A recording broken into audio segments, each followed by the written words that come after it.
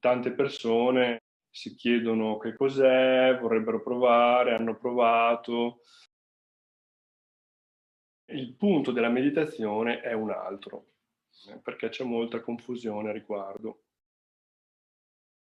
E senti che c'è qualcosa di nuovo.